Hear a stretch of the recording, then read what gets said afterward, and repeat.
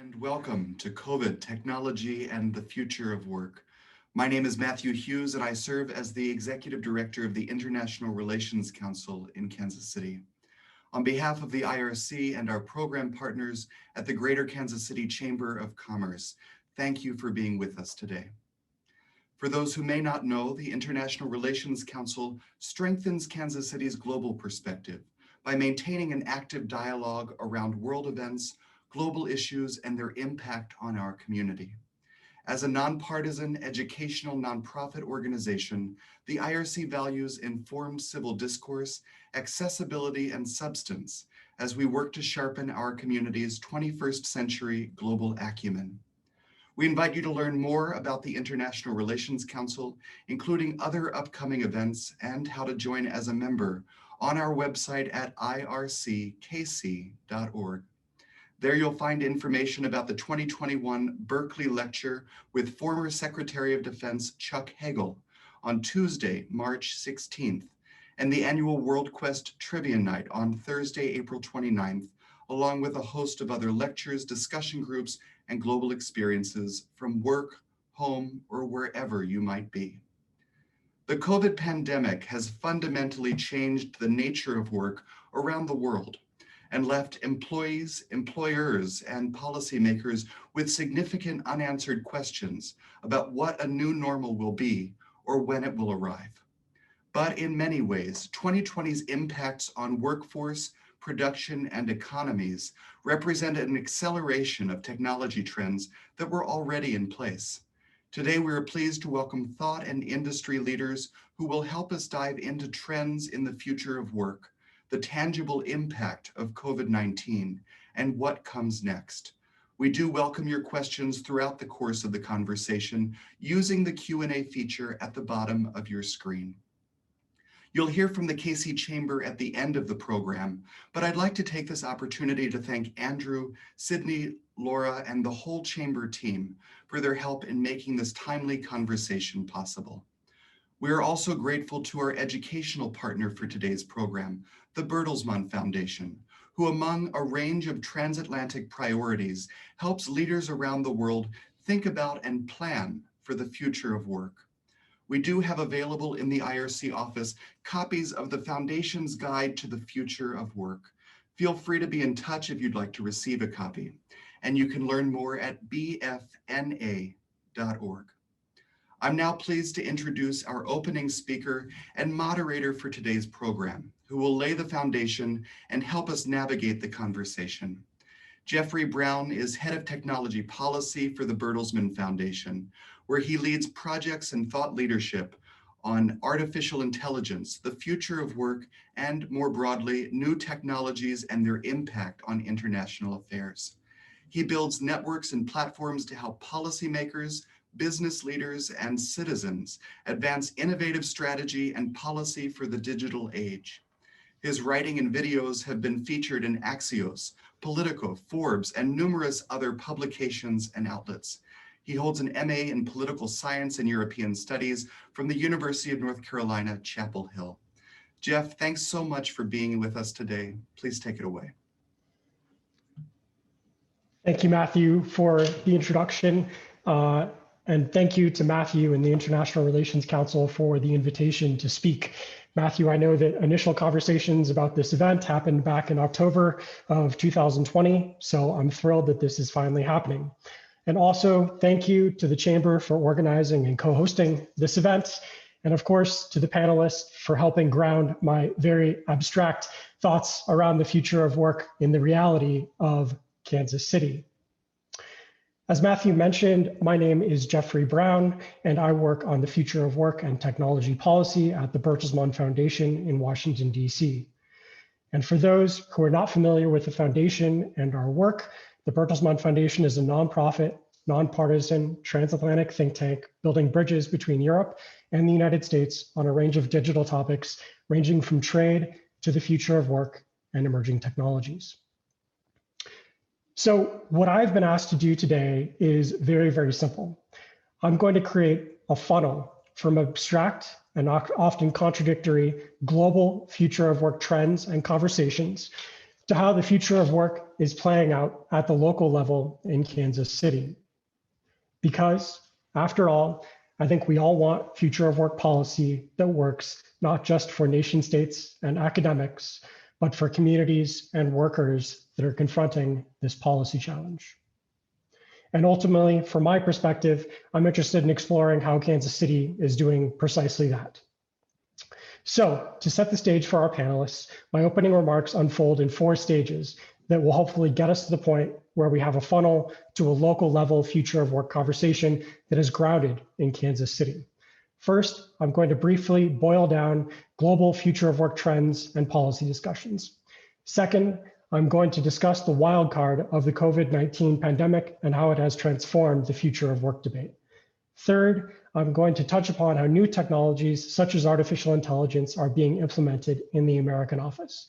And finally, I'm going to showcase some of our projects to highlight core policy dilemmas that states, counties, and cities face as they attempt to build future of work policymaking at the local level. So I have just a few introductory slides prepared to guide my remarks, which I'm now going to share with everyone.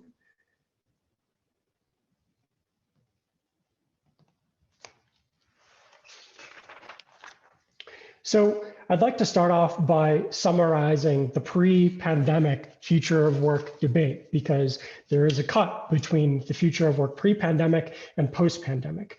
Pre-pandemic, there was a simple definition around what the future of work was for many of the policymakers and academics working on the topic. It was the impact of technology and automation on jobs, tasks, skills, workers, wages, and more. And it was widely thought that these changes of technology and automation would be incremental and that they would happen over time, that this wouldn't all happen at once, and that policymakers would have the space to develop innovative solutions to the future of work. There were also many differing definitions of what technology and automation actually meant. So for some, this meant robotics in warehouses. For others, it meant cobots working directly with workers on a production line. For others, it meant gig work. For others, it meant artificial intelligence and higher forms of automation. And so starting in 2013, there was the launch of many confusing and wonk-led estimates over the impacts of technology and automation on jobs and tasks. So there was the seminal Frey and Osborne study that I'm sure that some of you may be aware of, that was released back in 2013, that said that 47% of US employment would be at risk by 2030. And then there was another Forrester research study that came out in 2017 that said that 14.9 million jobs would be created in the United States, not lost, created by 2027. And then more recently in 2021, just a couple of weeks ago, McKinsey came out with another report saying that there were tens of millions of more workers who needed to be retrained by 2030. So from our perspective, working in Washington, D.C. on these topics, what we've heard over the past 4 or 5 years is a lot of confusion from policymakers about exactly how do we go about preparing for the future of work and developing policy around the future of work when there are so many contradictory estimates being thrown out regarding task and job loss or job gain and task gain caused by technology and automation. So the future of work conversation was kicked off by a number of countries such as Germany, China, and the United Kingdom, and international institutions such as the International Labor Organization, the OECD in Paris, and the World Bank, who launched policy dialogues. So just as an example, in Germany, the Ministry of Labor and Social Affairs launched a long-term dialogue around the future of work that brought together labor unions, workers, anchor employers, policymakers, and government institutions. They ended up coming out with several different papers. One was a white paper, there was another green paper, but then they also did a series of film screenings across Germany to raise awareness about the future of work and how workers and policymakers could start planet. And then from an international perspective, the International Labor Organization came out with a global task force on the future of work, which came out with a number of recommendations in 2019 about how countries around the world, including countries in Africa, Asia, and South America, could start preparing for the future of work. And so based on the lead that was taken by these countries and international institutions, there was an evolution of the policy dialogue from estimates of job gain and job loss to a focus on job quality, training and reskilling, pathways, job pathways, career pathways, and then conversations about job polarization between high income earners, low income earners, and also the intersection with gig work. And then finally, in 2018, 2019, we ended up with a pretty granular discussion about how we could start building social safety nets around the future of work. And in 2019, we ended up with pressure on policymakers to actually build sustainable policy around the future of work. And this is actually in the United States when we saw the launch of a number of future of work task forces across states such as California, Washington State, and Texas. However, all of that changed with the COVID-19 pandemic. This is an infographic that the foundation released back in early 2020, basically charting estimates for unemployment rates between the United States and the European Union if preventative measures were not taken to staunch the loss in jobs. And so as you can see from the right-hand side of the infographic, there were a number of countries in the European Union that launched programs to basically pay workers to not be unemployed. It was a modified system of unemployment that was granted by a number of countries within the European Union. However, in the United States, we didn't have such a system, so it was estimated that our unemployment rate across the United States would peak at 20.2% in 2020 as the pandemic metastasized across the United States. So now I'm going to touch a little bit on how COVID-19 has changed the future of work conversation because we are in a new reality now. The COVID-19 pandemic brought us from incremental disruption. We thought that the future of work was going to be something that policymakers, labor unions, workers, anchor employers would have time to plan for, and that there would be a very deliberate policy discussion that would happen. However, the COVID-19 pandemic threw all of that into disarray, and we were met with immediate disruption in which many workers found themselves to be unemployed, and employers and workers had to integrate new technologies almost immediately in order to maintain their operations.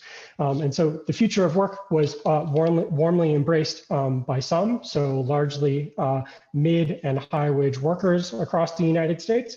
And there are three key trends that we're seeing around the future of work, at least in the United States. The first is a shift permanently, perhaps, to remote work and virtual interactions. And so this is becoming relatively permanent for mid and high skilled workers, but it also happens to decrease demand for low wage workers in, for example, restaurants, retail, and transit. Second of all, there's been a large shift to e-commerce and digital transactions. And so employment in warehousing and storage in the United States actually peaked in February of 2021. There are 1.4 million people in the United States working in employment, working in warehousing and storage in February of 2021, and that's doubled over the past 10 years.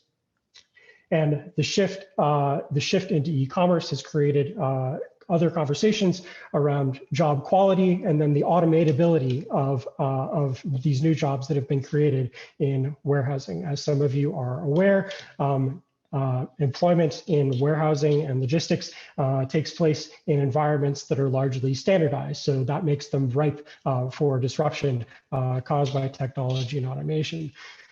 Third, we've seen the super spread of automation and artificial intelligence across the United States. And many providers of services have looked to these new technologies as a way of guaranteeing a minimum level of service to consumers across the United States.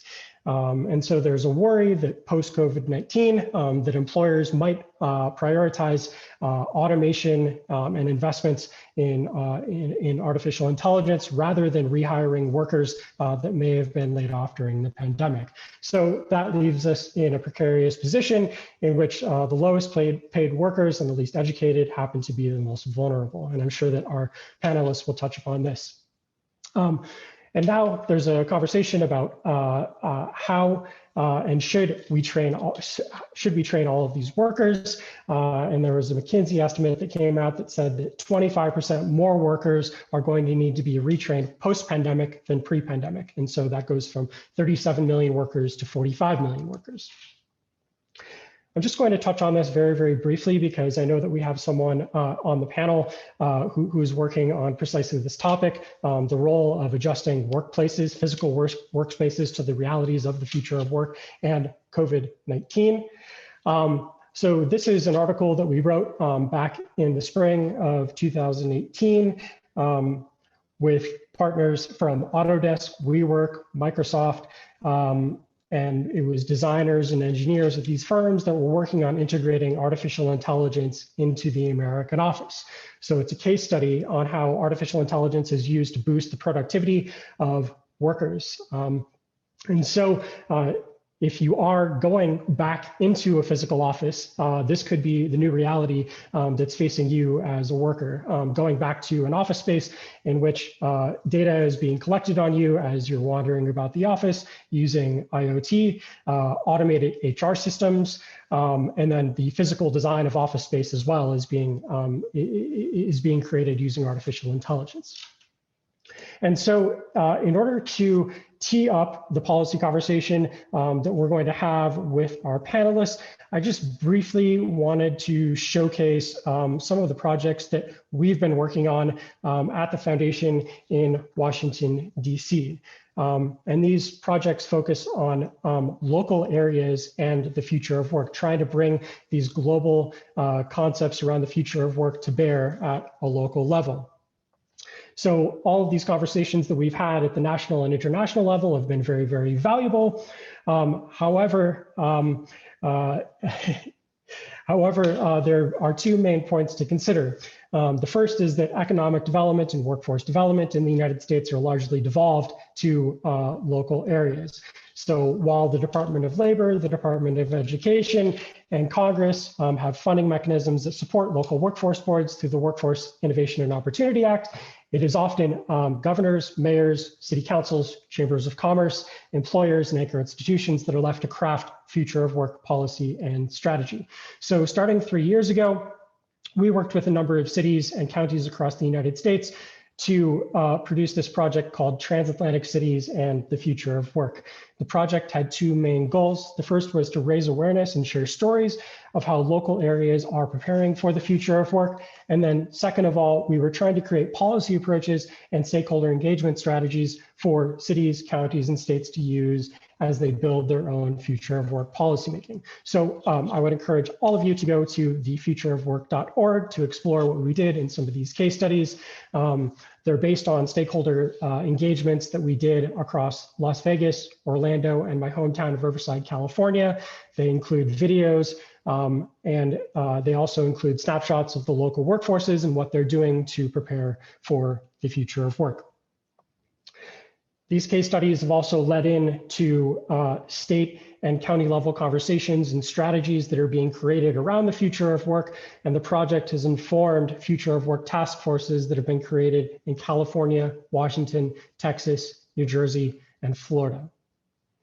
And then second, I'd like to touch on the 100 Questions project that we've been working on for the past 6 months. The 100 Questions project is intended to boost the quality of future of work policy that we're engaging in, not only as a think tank, but with policymakers from around the world. We're often engaged in myopic policy discussions such as universal basic income, broadband penetration, or tax incentives to learn new technologies and jobs.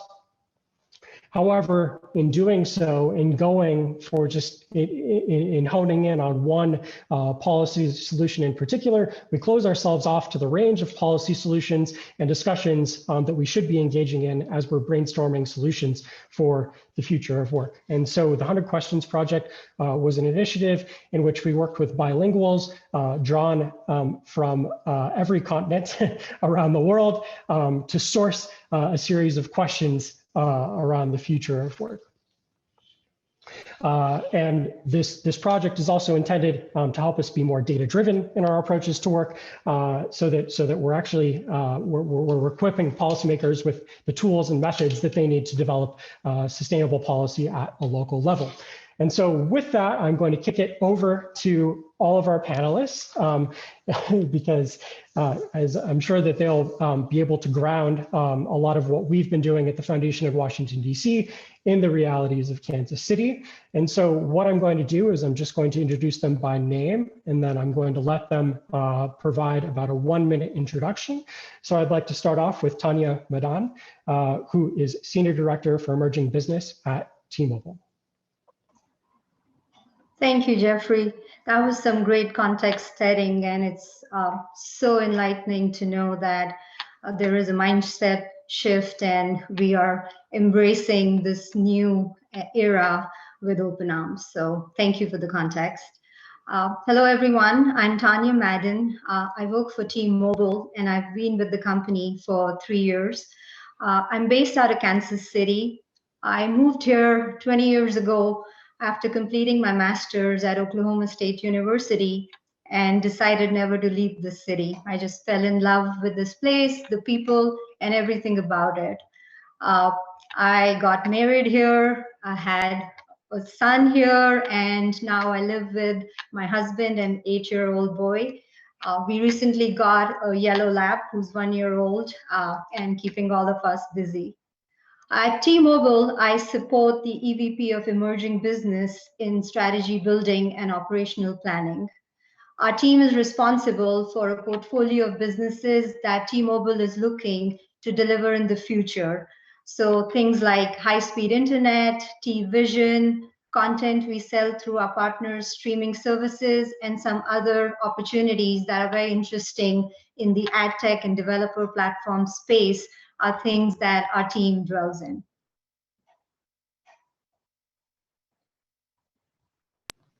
Thank you, Tanya. We look forward to hearing from you on the panel. Next, I'd like to have Shonda Atwater introduce yourself. Hi there, good morning, everybody. So glad to be a part of this panel. My name is Shonda Atwater. I'm a workforce manager at Metropolitan Community College. I came to MCC about 4 years ago to help launch the registered apprenticeship program in the skilled trades.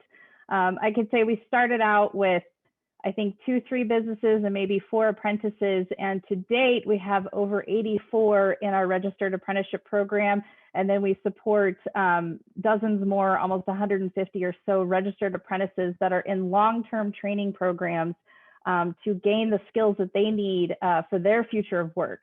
But in addition to that, I also work in the Workforce and Economic Development Division, where we're really trying to build out robust programs to meet both community needs, but also the local economic needs to ensure that we have what we need in place to be a strong economic player across the entire country. And Kansas City is such a unique, amazing place to be, and we have so many opportunities that are coming forward for us that being on the forefront of that and being a leader in that workforce development space is hugely important. And I'm just so proud to be a part of that. Thank you, Shonda. Looking forward to hearing more about apprenticeships on the panel. That was a big piece of the Orlando case study that we did in transatlantic cities and the future of work. James?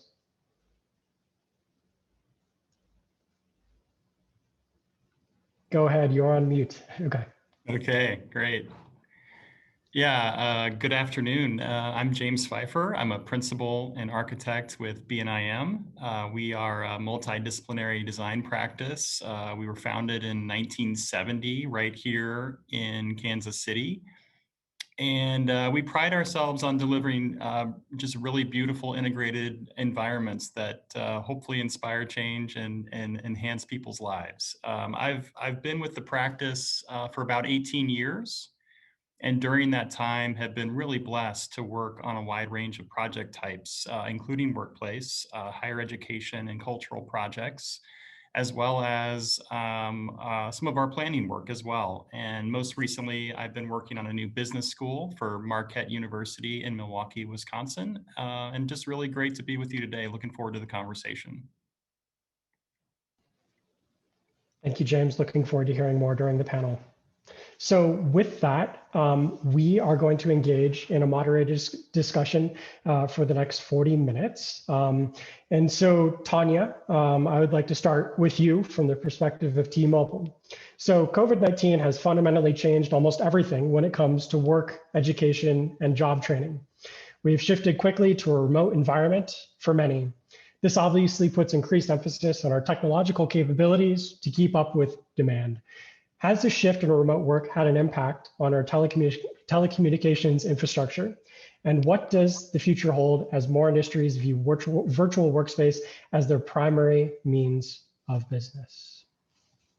Sure. So at T-Mobile, employees are the heart and soul of our company. And at the time of the pandemic, we decided to take every precaution we could to keep them safe. That was our number one priority, and it still is. Since the pandemic began, we have been adapting to new working conditions and environments like everyone else. We are encouraging employees that have the ability to work remotely to continue to do so.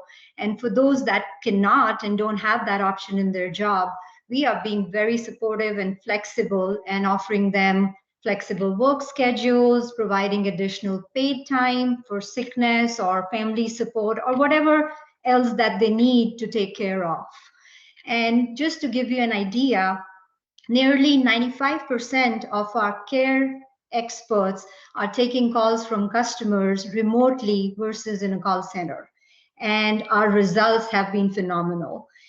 Most of our employees that are now looking back and seeing how smoothly things are running are wanting the flexibility to work partially remotely even after it's safe to return back to work. So, it shows us that the things that we put in place are actually working and resonating with our employees.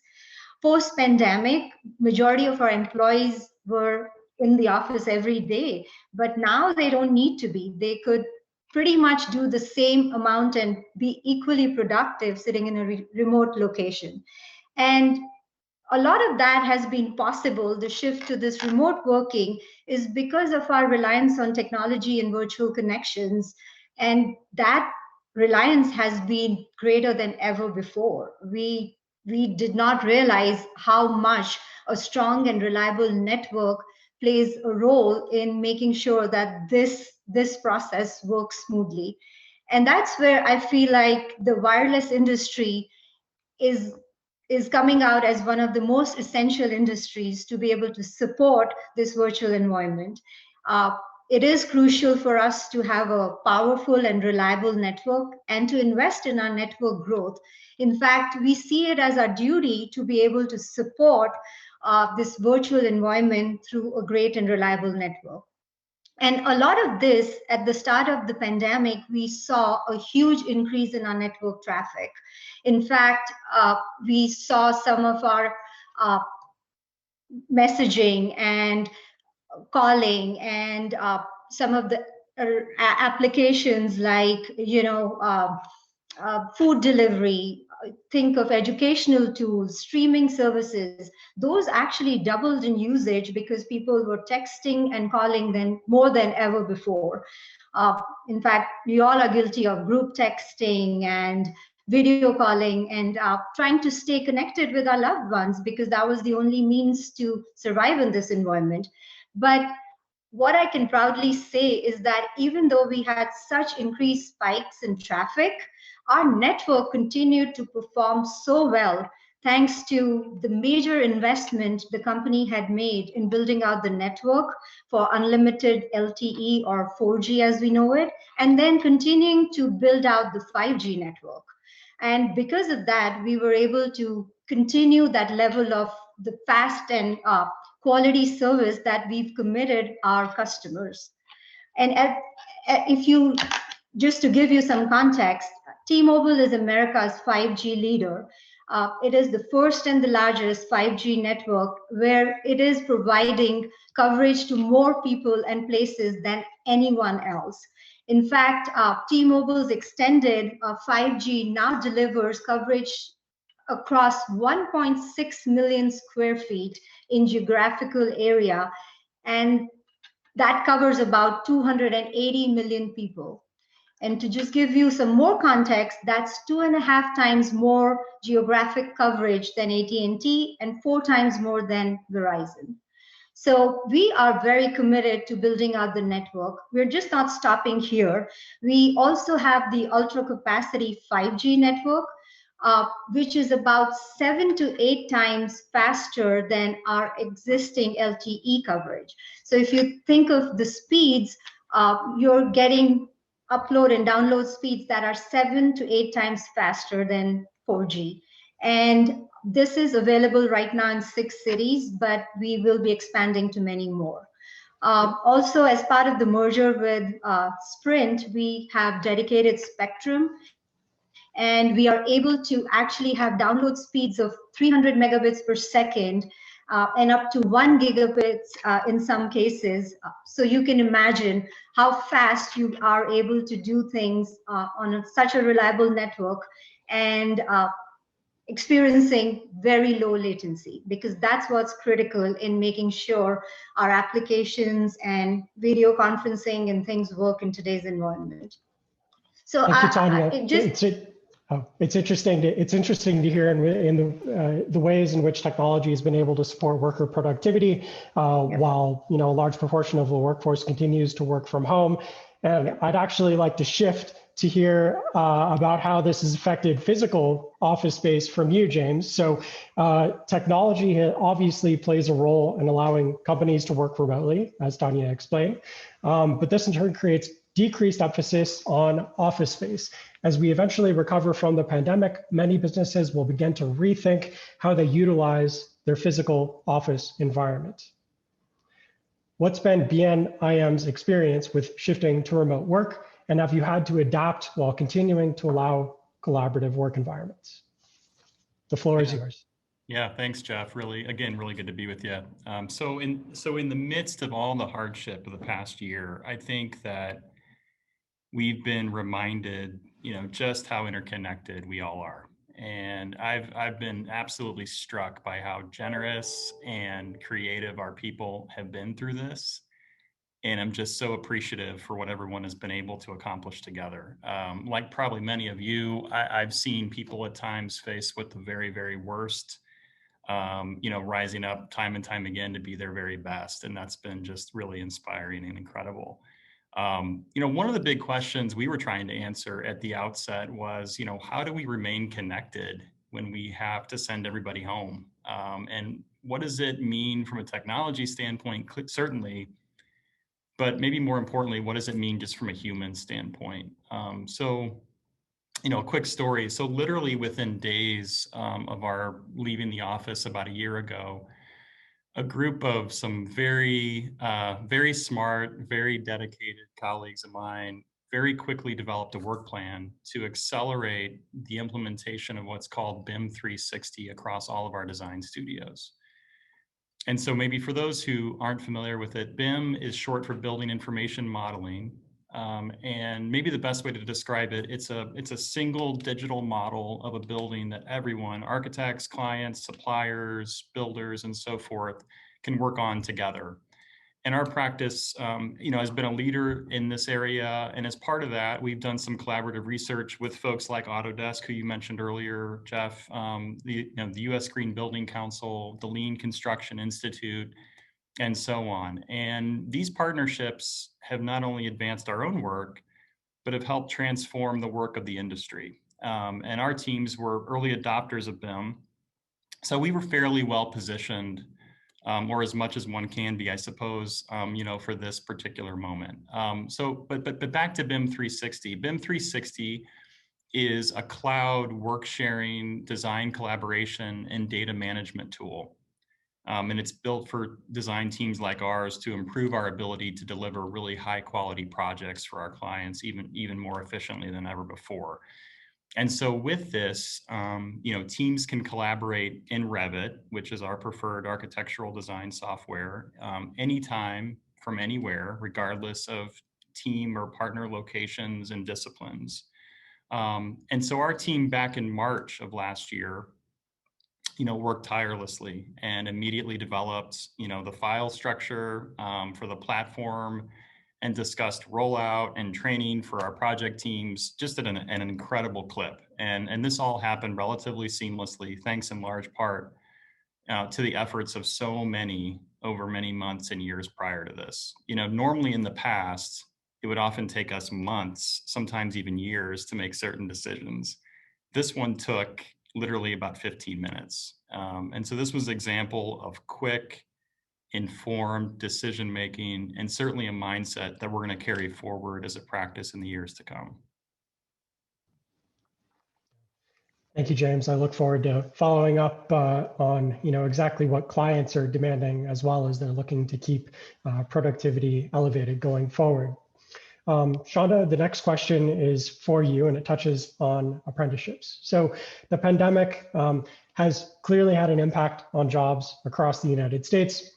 Unemployment reached some of its highest peaks during 2020, and many displaced workers found a need to think more about career options. This has placed increased emphasis on job training and apprenticeship programs to retool for the workforce of tomorrow. What shifts have you seen in your program, and how has the experience of job training changed because of COVID-19? Sure, thanks for the question. I've had a long time to think about that answer because it's something that comes up very frequently, almost daily in the work that I'm engaged with at MCC and for all of MCC. On behalf of the community college as a whole, we really had to reshift and look at new ways of educating and serving the community. For the registered apprenticeship program at MCC, we engage primarily in the skilled trades. So we're not an in-office kind of worker. We're not supporting that worker. We're supporting the worker that's out on the floor, that's in maintenance, that's in construction, that is, still that dirt under the fingernails, renaissance of respect towards the skilled trades. We're in that space. And when the pandemic hit, obviously my team and almost all of MCC had to shift dramatically working from home, but the businesses that we were engaged with from the apprenticeship standpoint, 75% of them were considered essential. They were considered essential companies. They were in food manufacturing, food distribution, oil and gas, agricultural goods manufacturing, what have you. So when we were working with those companies, they were in complete disarray and crisis. We had some people that we were working with that were HR having to work from home, running manufacturing facilities and plants and energy and things like that from their place of business. What was interesting is for all of the businesses that we work with in the apprenticeship space, all of the apprentices that were not furloughed, so these were for businesses that were deemed essential, all of those apprentices were also deemed essential to the business. So those businesses, what that tells me is they have that future outlook for the employee that really does care about their career and is willing to continue learning, and they are giving back to the business. They are an important part of the operations of that business. So from an MCC perspective, it was, okay, how do we make this work? How do we support them? How do we ensure that they get the classes and the information and the facilities and the resources that they need to continue to be successful? Because what we're doing does absolutely have an impact on the region. A couple businesses that we work with in that space, General Mills, They produce, 5, 20-pound bags of flour that were going to grocery stores every day. And you remember seeing the headlines about a lack of flour in the grocery store. So we had a direct impact on that. The other businesses that were deemed non-essential had to obviously shut down. And those apprentices and those businesses had to furlough all of their apprentices really at that point in time. So during that time frame, it was, okay, what do we need to do to help the business to get back and to get those apprentices back? And I'm so proud to say that of all the businesses that did have to shut down, we only lost 5 apprentices, which is amazing, right? A lot of those businesses are anchor employers that we work with. So we have a strong partnership with the UAW up at Ford. They were considered non-essential, so they had to shut down. And we worked very closely with those UAW representatives to ensure that their union folks and apprentices were getting what they needed in order to continue moving forward. One of the things that they required was in-person education, in-person learning. You can't teach somebody to weld or to do tool and die or to run a PLC machine from a virtual space. You just can't do it. I mean, we're doing what we can, and we obviously did what we could, but we had to figure out a way to make that back in person.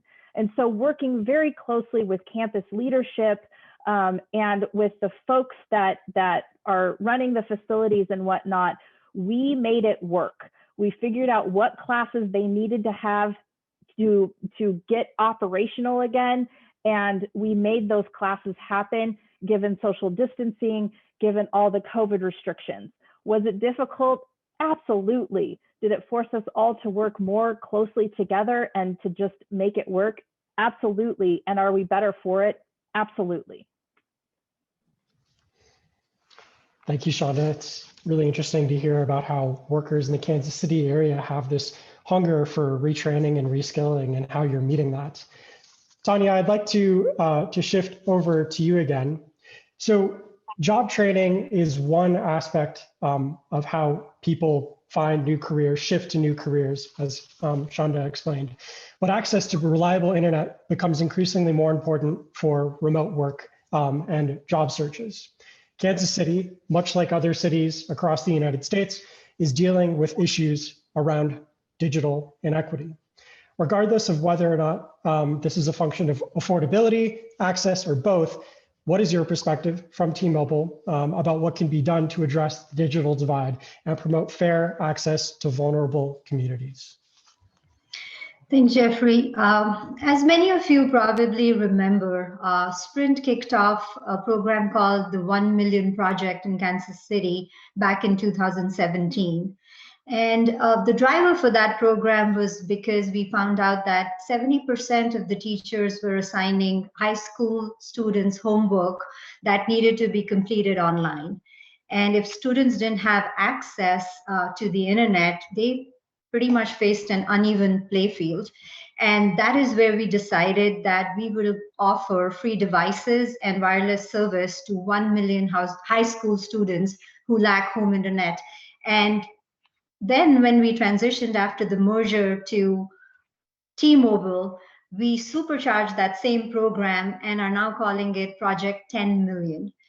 We pumped in about 10.7 billion into this program and have committed to offer internet service or internet connectivity to millions of underserved student households. So that's our way to bridge that digital divide and make sure that the underserved communities and these students are getting the basic necessity that it has come to today.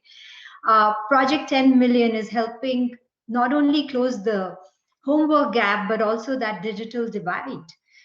In 2020 alone, we were able to provide connectivity to 2.5 million student households. And that included a combination of what we did as part of Project 10 Million. And also we reached out to a couple of school districts in different areas and offered them some very nominal monthly plans that had high data usage so that they could provide the connectivity to their students without charging anything back through that connectivity. And especially it is critical in today's day and time, because we were finding out in rural America, broadband is so poor.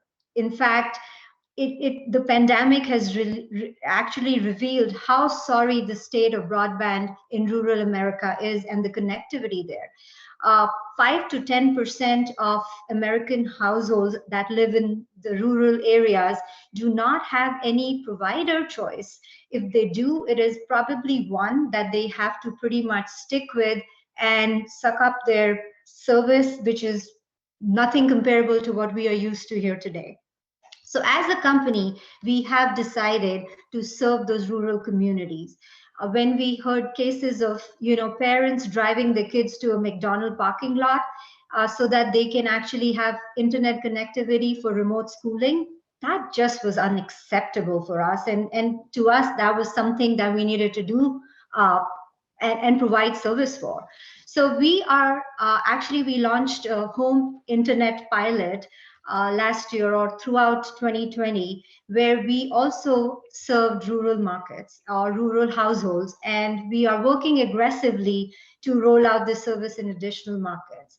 In fact, as part of our merger commitment with Sprint, we committed to provide fixed wireless service to 9.6 million households within 3 years of closing. So by 2023, 9.6 million households would have fixed 5G service, of which 2.6 million will be in the rural households. And in about 6 years, that number would increase to 28 million, of which 5.6 would be rural. So, and the speeds are going to be pretty high there as well. Thank you, Tanya. Yeah, I know that that's a big debate that's happening up on Capitol Hill right now, is the role of wireless and broadband across the United States. So hopefully we'll see some action on that relatively soon. James, I'd like to shift back to you, if I could, for just a second. So across the United States, businesses are rethinking how they can conduct their operations in a safe and productive environment. Innovative solutions are going to be needed regardless of which industry you're in. BNIM is at the forefront of this change. So what trends or unique solutions have you found or have been requested by businesses to figure out how to best utilize their office space post-COVID-19 or during COVID-19? Yeah, great question, Jeff. First and foremost, we view the workplace as a tool, right, to make businesses stronger and more successful, and hopefully making the world a little bit better at the same time. I think we acknowledge there are certainly some real challenges. So, for instance, in the United States, the average person, I believe, now spends more than 90% of their life indoors in workplace environments. And so we know that these types of spaces can really shape how we live and also represent incredible opportunities to transform a company's culture, and the health of their employees. And certainly we all know that absenteeism can increase the cost and complexity of company operations. I think we're understanding that and anticipating that some version of hybrid work is here to stay.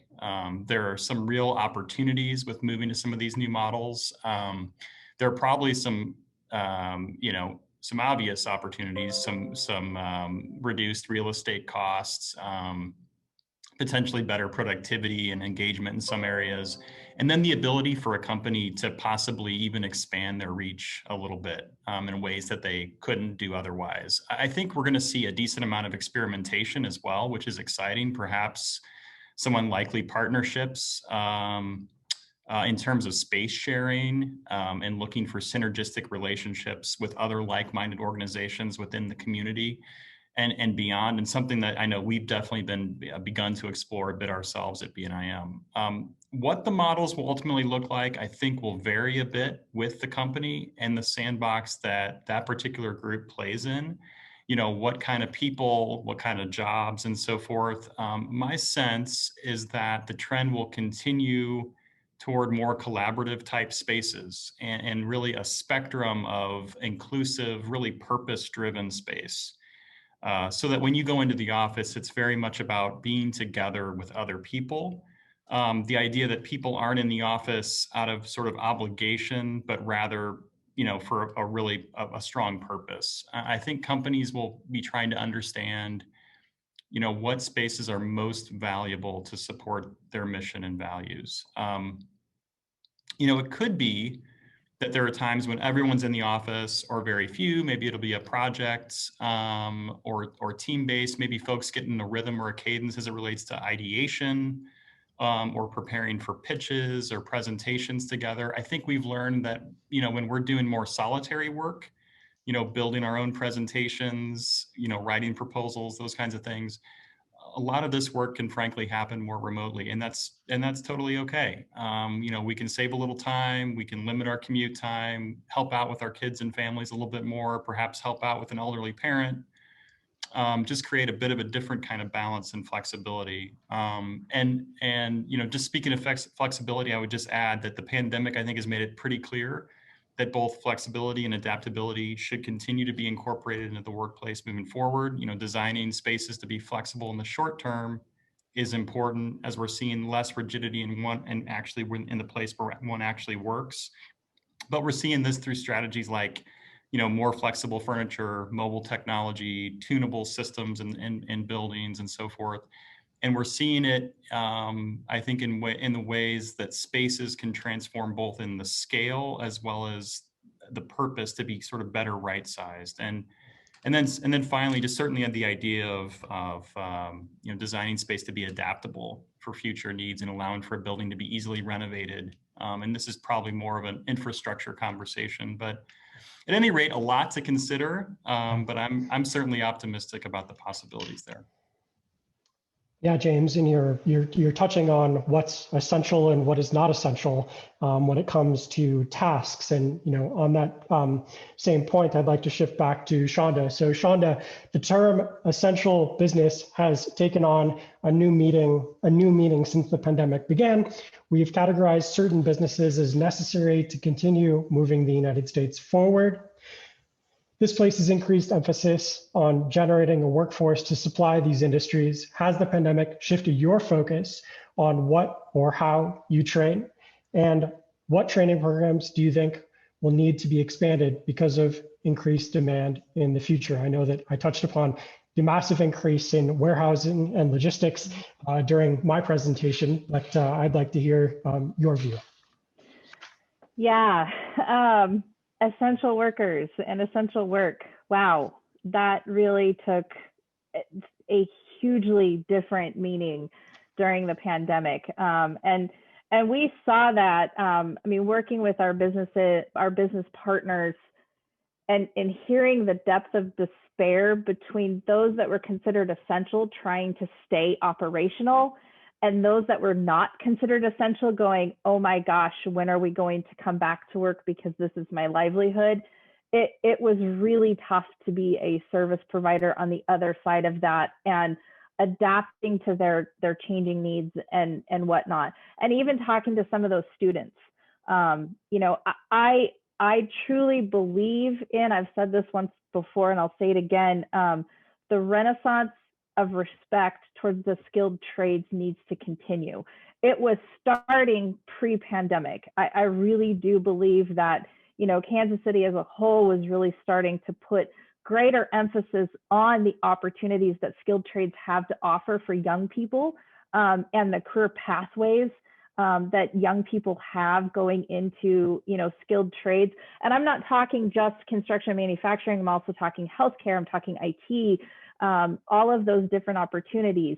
But now that the pandemic has happened and people started to kind of see how things were getting categorized and what the importance different occupations have on the economy, I think it absolutely has changed. And the conversation itself has changed. And I think it's changed for the better. We need to continue to have this conversation and expand it out. When I look at data in talking about the future of opportunities, and that's where, Metropolitan Community College and the Workforce and Economic Development Division, where we feel we are leaders in this space, It's really sitting back and looking at the region and talking to our economic development councils and things like that to figure out where the future opportunities are, and warehouse absolutely is one of them. Warehouse and construction are expected to come back at like 6-7% growth once we're coming out of this. That's leaps and bounds beyond several other major industries that we have in the region. So it's sitting down and understanding what is it that we need to have in place to ensure that people are able to get where they need to go. A huge area of need and a huge area of opportunity is serving justice-involved individuals. What is it that they need coming out of the prison system or coming out of poverty and getting into life and family-sustaining jobs? And understanding that, you know, a CDL is a great place to start, but with a CDL, they may need to also have some digital literacy. They may need to have some customer service capabilities. They may need to have lots of different things in order to be successful. And I think that creating that well-rounded person, but also creating a system that allows people to enter and exit where they need to go in order to continue on that pathway of knowledge and gaining, you know, knowledge and education is really going to be important. And MCC is really taking a strong look at that. I think a huge shift that you've seen us in the last couple months show is, you know, the business and technology campus is moving. We're moving it to a location down off of Truth. That's huge. That's massive. We're going to be able to serve so many more people. We're going to have updated facilities.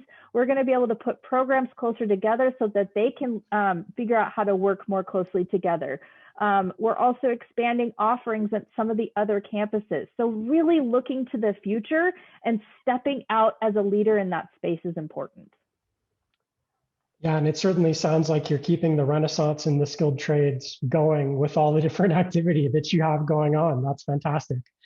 So I'm cognizant that we just have a few more minutes left for this moderated panel discussion. So Tanya, I'd like to kick it back to you. So having an agile and skilled workforce trained in new technologies is becoming increasingly important because of the COVID-19 pandemic. How do you envision the future of work and what will work look like as it relates to emerging telecommunications technologies? Absolutely. So as we entered into the pandemic, this was a massive effort to transition all of our back office support to working from home. As I mentioned earlier, 12,000 care experts are now taking calls from their homes versus a call center, and that was all done within a month. We also equipped and trained our sales staff so that they could support or safely support our customers in retail. Our technical teams that were out in the field deploying our network, we needed to keep them safe. And at that point, we all thought it was just a couple of months, but clearly we were all wrong. But what that did is pushed us to anticipate further needs and imagine new possibilities. In fact, that is where we started investing big in emerging technologies like 5G, IoT, Internet of Things, or fixed wireless internet, because that is going to be how we will be doing work going forward. In fact, it's predicted that by 2025, 36 million Americans will be working remotely, which is about an 87% increase from pre-pandemic levels. So you can imagine how much technology support is needed to be able to keep up with that demand. And a lot of the traditional office walls, store walls are all going digital or online. And it is all about flexibility, availability, responsiveness. And if you don't have that, you're late to the game. So that's where technology will become a big catalyst for change, and it'll continue to grow. And it all comes back again to my earlier point about having a very robust, strong, and growing network that will be able to enable and bring all these technologies to life.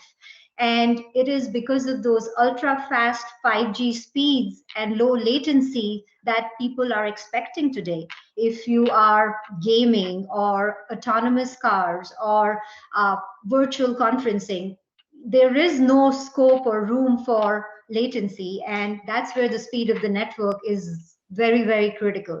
In fact, 5G is the way to go. CTIA is looking at some stats and saying that there will be 3 million new jobs and about 500 billion in economic growth by 2024 that 5G is going to bring about. So that's just incredible. And at T-Mobile, it is my job and my team's job to envision that future and see how best we can support these startups and companies so that we can bring their ideas to life. And we're so excited about building the best network that can not only support broadband, streaming services, but also solutions for marketers and developers.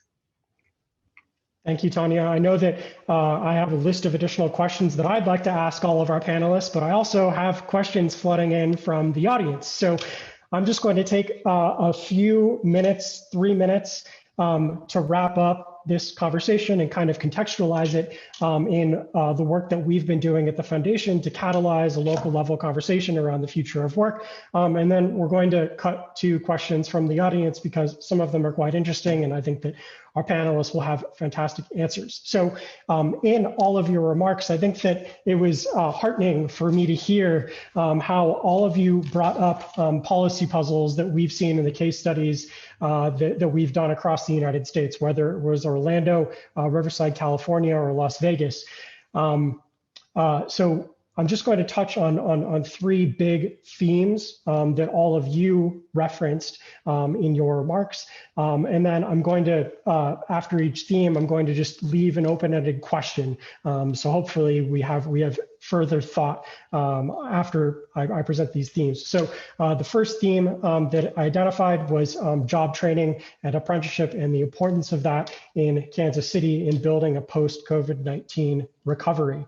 It was heartening for me to hear how there is true demand from workers in Kansas City for retraining, reskilling, and it shows that you only lost 5 apprentices during COVID-19. It's been a tough time for all workers across the United States, and it says something that you only lost 5 of them during the pandemic.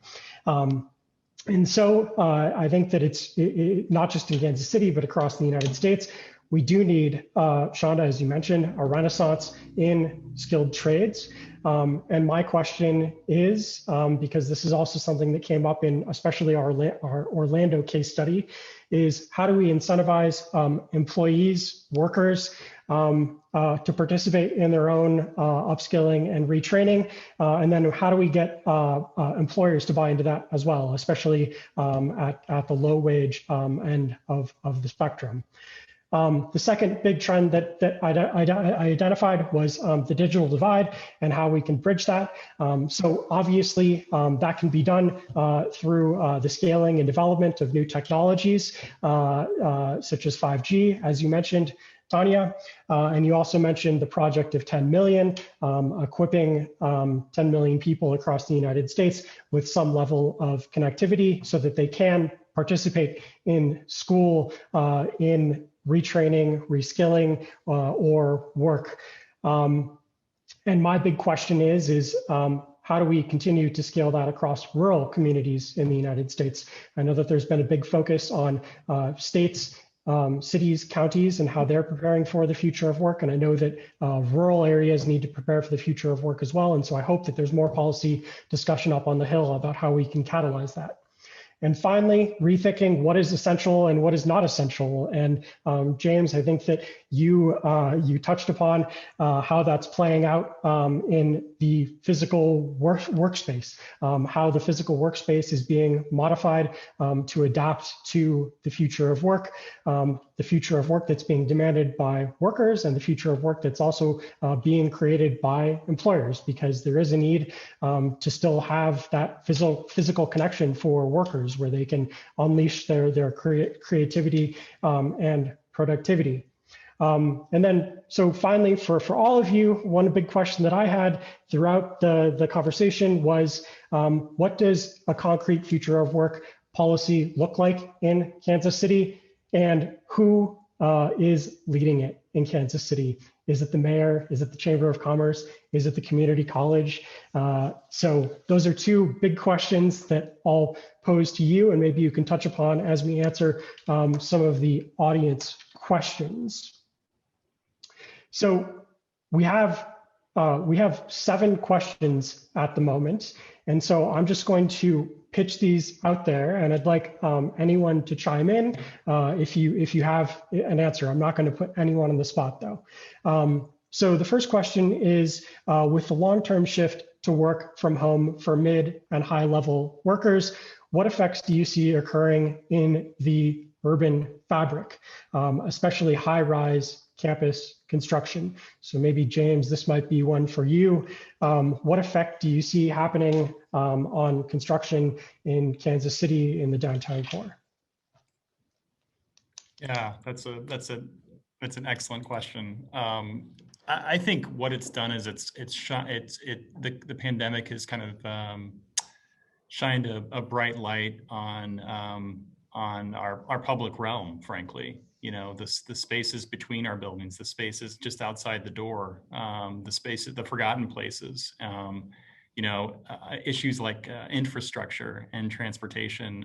How do we connect to one another? I think this is, I was so pleased to hear earlier the topic of the digital divide come up, because I think the pandemic has done a number of things. One of the silver linings it's done is it's sort of revealed, it sort of shined a light on some of the sort of inequities that exist in our communities. And so I think it's a really great question, in the sense that I think it's hopefully it's caused us to sort of, again, shift our priorities a little bit, rethink these spaces in between, how we connect with one another in the public realm, that we all own that. That's collective space that we all sort of live, work, and play in. So I think it's a really important question. It's an important topic, and it's in terms of policy and pushing forward, I think it's something we all need to be really prioritizing and making it an important priority for us.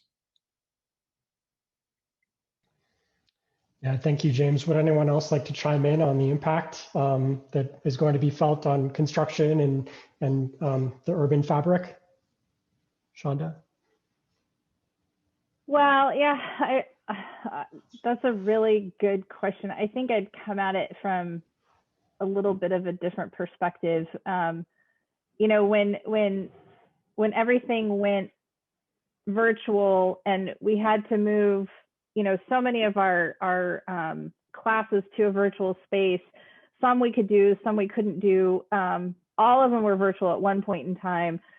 But I think that ensuring that students, especially those who have barriers to success, have the resources that they need to be successful in a virtual environment is really important. So that includes not just the technology and not just having the hotspots. I mean, I have a campus issued hotspot because my internet's not the best, but also having the digital literacy in being able to get on a computer and do a virtual, job fair and things like that. Those services and those needs are very real. And we really need to have in place systems to ensure that people have what they need to be successful in this workspace 2.0, much less just from the construction side of things. I think that heavy contractors and whatnot are going to have to think through, what kind of buildings do they need to build that have longevity.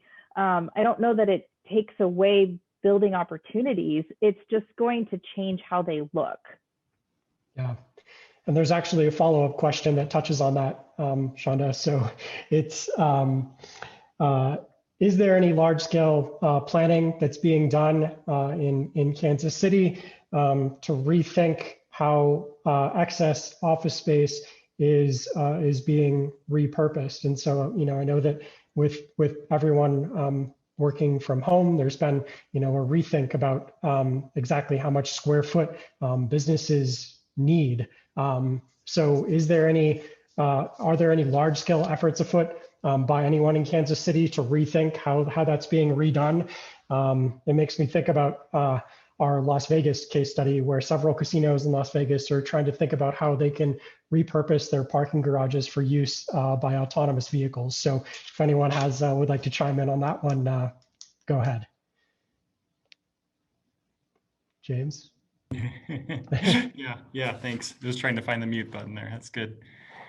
No, that's an excellent question, and it's been something that I think has been a topic for actually quite some time prior to the pandemic. Is how do we sort of reimagine and transform the existing spaces that we do have throughout each of our respective cities, right? So this is not a new phenomenon. I think now it's a question of it's a scale issue. It's definitely that. And we've seen some really fantastic examples of transformations here in Kansas City of existing office space that I think a lot of folks had written off. And frankly, folks have come in and breathed new life into these places.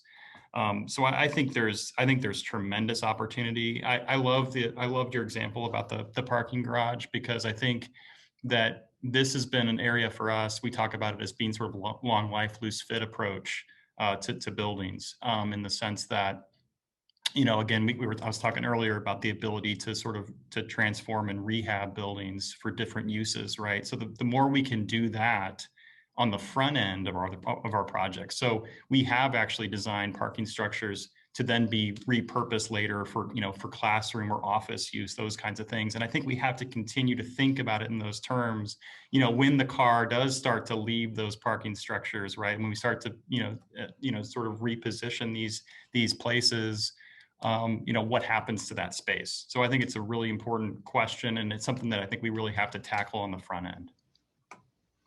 Yeah, thanks, James.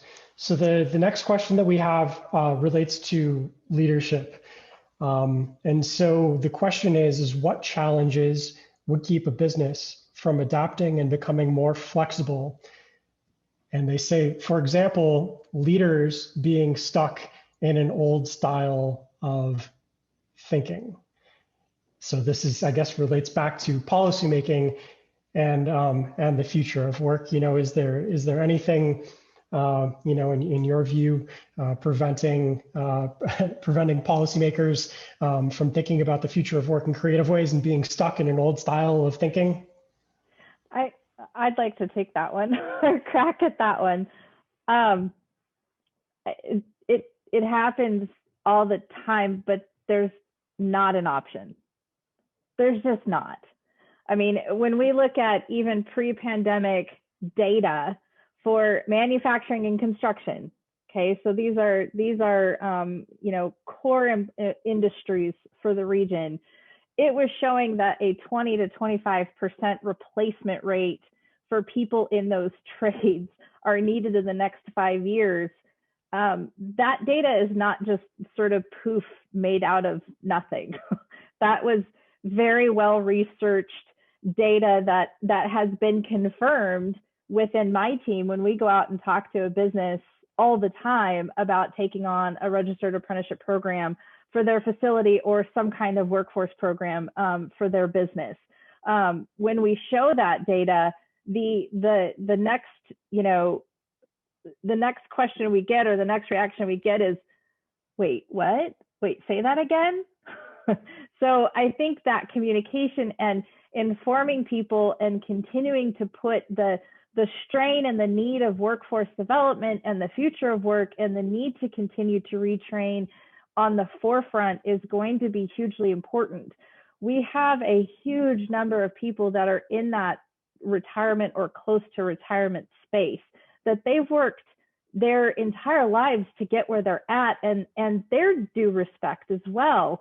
But they also have a legacy that they need to think about leaving and passing on to somebody else so that we can continue to move forward. And generations work differently and learn differently. It's a dynamic problem with lots of dynamic solutions. And I think just keeping it on the forefront of the conversation is going to be essential. Yeah, something that's come up in a lot of our work is how do you raise awareness among policymakers and local leaders that this is something that they should be planning for. And so I think that we're not only trying to move from sort of an old style of thinking as the question was posed, it's how do you actually raise awareness that the future of work is a mega challenge that should be planned for. Would anyone else like to chime in, or next question? So the next question is, how has remote work, maybe Tanya, this is one for you. How has remote work affected your ability to recruit within the Kansas City area and any other metros? If you have any information, anecdotal information on that or data on that. Absolutely. Just to give some context, the emerging business team that I'm part of was actually a new business outside of our core wireless business that T-Mobile had put in place. So a lot of the workforce that we have and the employees we have did come over to T-Mobile from certain acquisitions or partnerships that we had done with smaller companies. But then there were a lot of areas that we were expanding and growing into where we needed to hire new talent. So firsthand, I can tell you that without even feeling the difference of sitting across the table from somebody and actually having a conversation to doing that over video conferencing, we were successful in finding the right talent. You know, just the same process that we would follow if people were in the office to start, you know, the job requisition process, getting a recruiter involved, getting the posting up, and then attracting the right talent. It was so seamless. And to be honest, a part of our team is based out of Kansas City, and then majority is in 5 different locations. And we have never seen each other in person, but it feels like we've known each other for years. And the friendships we formed through just, you know, the virtual interactions has been just amazing. So, you know, to your earlier point, it is just not technology, but also a mindset shift, the human interaction, James, that you had mentioned earlier. That element needs to also play in to make this a smoother process. So from our standpoint, really, I mean, getting the right talent and getting the word out, and people are more comfortable interviewing. We've done panel interviews, we've done one-on-ones, and not even once felt like, you know, we are not getting the focus and attention that we would have in a pre-pandemic environment. Sure. So you feel as though remote work has actually augmented your ability to work with teams and to recruit, right? Absolutely. And also it has opened up options to say, I do not need somebody specifically here. If I find the right talent in, say, Denver, that's okay, because this is working fine. Yeah. Well, I'm aware that we only have a very, very limited amount of time left. So there's one last question, and I'm curious about this because I'm not headquartered in Kansas City, is do you think that the pandemic has helped, in particular, any locally owned businesses? So Tanya, we heard from you about how the pandemic has not necessarily impeded your ability to recruit and to work with teams. But do you, James and Shonda, do you think that there have been any local businesses in Kansas City that have particularly benefited from the pandemic and the ensuing shifts, the future of work shifts that have been caused? Yes, absolutely, absolutely. And I say that at least in the manufacturing construction space, Kansas City is so unique, right? We've got the airport on the north and the Missouri side.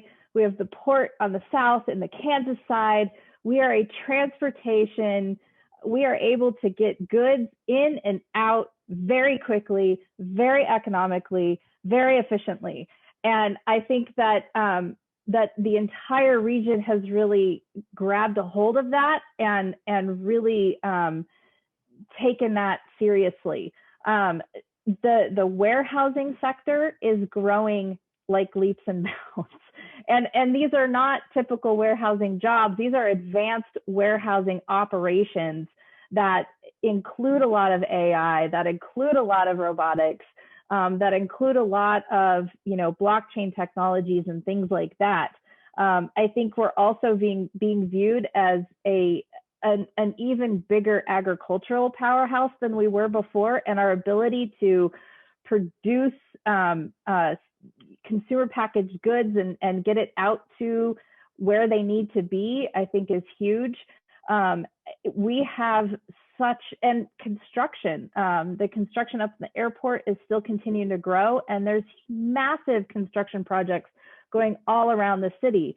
I think that we have a very, very, very bright future ahead of us.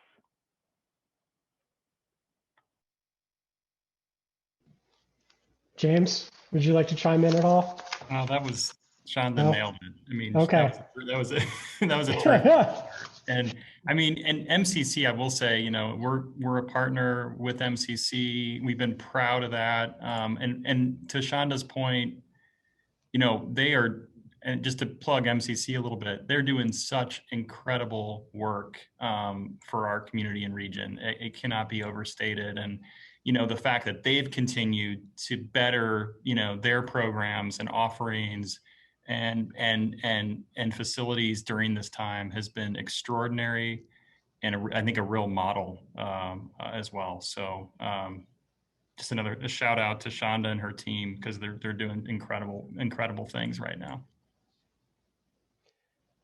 So we just have a few minutes left, perhaps 5 minutes, and I'm going to put you in I'm going to put you on the spot to ask my favorite question that I like asking policymakers, not just across the United States, but around the world. And so, very, very briefly, I'm thinking 30 seconds to 1 minute.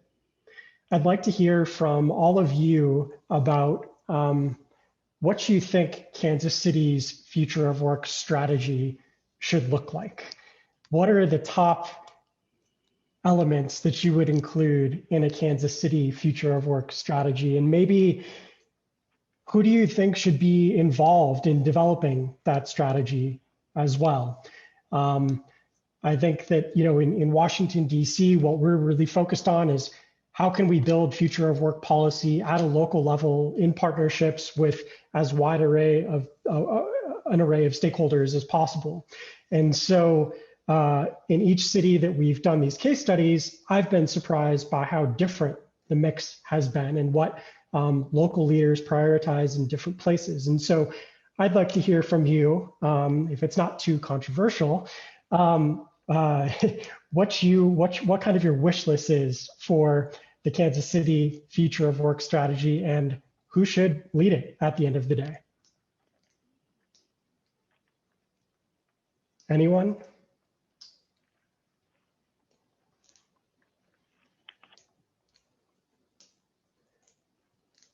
Tanya? I'll take a stab at it. Yeah. One of the things that Kansas City has is so much talent in the entrepreneurial space. That community is so tight, and especially in the tech startup space, there is so much that Kansas City has to offer, and there's so much talent. One thing that we need to be better at is not only developing that talent, but also retaining that talent. A lot of times we see the young entrepreneurs and millennials getting poached and moving on to the coasts, and that's where we need to make a better effort of providing those opportunities first and then being able to retain them. There is so much new growth and mindset that Kansas City has. We just need to have those areas. For example, one of the things T-Mobile does is the T-Mobile Accelerator program that is ran out of the Crossroads Arts District. And that's where it's like an incubator program for startups. This started back in the sprint days, and there are 52 companies or startups that went through this process, and 77% are still in business. And 2 went through successful exits, and we've raised about 45 million in revenue. So if you look at the talent, there is plenty. It's just we need to offer more, collaboration spaces, mentorship, programs, to your point, Shonda, trainings, so that there is the ability to develop and retain that talent. And there are many names that come to mind, but this has to be done at a leadership level. Corporations have to make a genuine effort to promote this. We have a young mayor of Kansas City. He has a very good growth mindset. Like, these are things that need to be taken both at the public and the private level to be able to hone the right talent. I think, Tanya, I think you're right on. The word I wrote down was diversification. I mean, honestly, we have and I'm not just talking about, racial or cultural diversification. That's hugely important as well. And we need to continue to capitalize on that. We've got so many different people in the region that come from so many different perspectives that can really add to the value of work and the value of our economy. We also have huge diversification in our industries, our core industries that are in the region. I think that is huge. When we go through good economic times and then we go through declines, that diversification helps keep us moving forward. I think also, we've got a really beautiful mix of rural and urban opportunities in the region, and being able to really merge those two together and bring the best values from both of those different perspectives. I think we have, from a leadership standpoint, we also have some great leaders in the region. We've got Mark, Mid-American Regional Council, and we've got Casey Rising that are really focused on this space and are providing resources and information for people to use as a catalyst to pivot where they need to pivot and to grow where they need to grow. I know from a metropolitan community college perspective, we're using them all the time. So I think that we have the tools and we have the keys in place. We just need to continue pushing them forward. Yeah, and diversification is something that came up, not surprisingly, in two of our case studies, Orlando and Las Vegas. And due to the pandemic, you've recently seen the governor of Nevada, Steve Sisolak, making moves to create a blockchain city within the state as a way of diversifying away from gaming and tourism revenue. James, would you like to follow up at all? Have the last word? Oh gosh, yeah. Maybe just like a really quick last word, which I was starting to write down keywords as well, like Shonda probably, and the two that I wrote down were equity and access as being huge. And to Shonda's point, there is a lot of really great work that's underway. I'm part of the Downtown Council here in Kansas City. There's a strategic plan that's underway. It's basically a 10-year roadmap. It's going to shape downtown Kansas City. And again, this is another partnership with all the leading civic organizations in the region. So again, it's about partnerships and coming together to really leverage all the great things that this city and region have to offer. Yeah. Those are excellent final words. Thank you, James. So with that, I know that we just have a couple minutes left. So I'd like to thank all of the panelists for your time today. I had a fantastic time discussing the future of work and what it means for Kansas City. And if you would like to engage with the foundation on any of our future of work projects, whether it's our Transatlantic Cities in the Future of Work project or the 100 Questions project, please feel free to reach out to me directly. And with that, I'm going to hand it over to Andrew from the Kansas City Chamber, who is going to provide closing remarks. Thank you, Jeff. And on behalf of the International Relations Council and the Greater Kansas City Chamber of Commerce, I just would like to thank all those in attendance today. Special thanks to Jeffrey Brown and the Bertelsmann Foundation, and big thanks to our panelists, Tanya, Shonda, and James, for their amazing insight, internationally and more specifically around what's happening in Kansas City as well. As we begin to emerge from COVID-19 impacts here in the region, a lot of these topics we felt would be relevant to things that would be emerging, particularly around workforce and technology. So we hope that you've all gained some greater insight into some of this. We appreciate your time and hope everyone has a great and safe week. Thank you.